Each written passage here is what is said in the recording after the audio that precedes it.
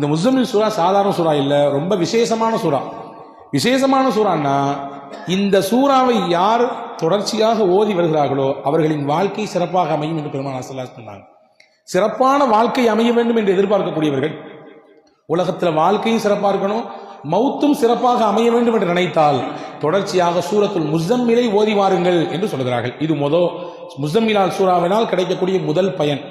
ரெண்டாவது பயன் என்ன தெரியுமா? வாழ்க்கையில் எல்லாத்துக்கும் கஷ்டம் இருக்கு, எல்லாத்துக்கும் சிரமம் இருக்கு, எல்லாத்துக்கும் துன்பம் இருக்கு, எல்லாத்துக்கும் நெருக்கடி இருக்குது. எல்லா நெருக்கடிக்கும் கஷ்டத்தையும் அல்லாஹ் இடத்துல நாம் முறையிடுகிறோம். அதற்கு எளிமையான வழியை ரசூலுல்லாஹ் கத்து தராங்க. மன் கரஅ சூரத்துல் முஸம்மில் ருஃபிஅ அன்ஹுல் உஸ்ர ஃபித் துன்யா வல் ஆখিরাহ.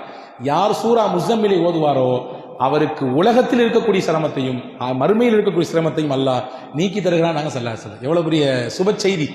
என்ன சிரமமானாலும் சரி, அது உங்க குடும்பம், தொழில், நீங்க சந்திக்கக்கூடிய சமூகம், உங்க பிள்ளைங்க, உங்களை சுத்தி இருக்கக்கூடிய என்ன சிரமம் கஷ்டமானாலும், இன்னும் சில அறிஞர்கள் சொல்கிறார்கள், உங்களுக்கு கண் பாடுகள் மூலமாக அல்லது வேறு யாராவது மூலமாக ஏற்படுத்தப்பட்ட செய்வினையின் மூலமாக ஏற்படக்கூடிய கோளாறு, இதையெல்லாம் கூட முறிக்கும் ஆற்றலை அல்லாஹ் சூரத்துல் முஸம்மிலே வழங்கியிருக்கிறான் என்று சொல்கிறார்கள். இது இரண்டாவது பலன், சூரா முஸம்மினால் அதை ஓதுவதன் மூலமாக.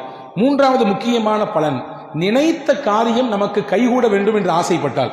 நம்ம நிறைய நினைப்போம், என் பிசினஸ்ல நான் ஒரு குறிப்பிட்ட வருஷத்துல இவ்வளவு தூரம் உயர்தன்னு நினைப்போம், என் பிள்ளைய நான் இந்த மாதிரிலாம் படிக்க வைக்கணும்னு நினைப்பேன் இல்லையா, என்னுடைய குடும்ப அமைப்பை இப்படி மாற்றணும், இந்த லெவலுக்கு உயர்த்தணும்னு நினைப்பேன், என்னுடைய தொழிலை இப்படி என்ன ஆனாலும் சரி, என்ன நல்ல நினைப்பாக இருந்தால், ஹலாலான நினைப்பாக இருந்தால், ஹைரான நினைப்பாக இருந்தால், அந்த நினைப்பு நிறைவேற வேண்டும் என்று ஆசைப்பட்டால் முக்கியமா முக்கியமா முக்கியமா இந்த உலகத்திலேயே முஹம்மது ஸல்லல்லாஹு அலைஹி வஸல்லம் அவர்களை கனவில் பார்க்க வேண்டும் என்று பிரியம் இருந்தால், யாருக்கு தான் பிரியம் இருக்காது?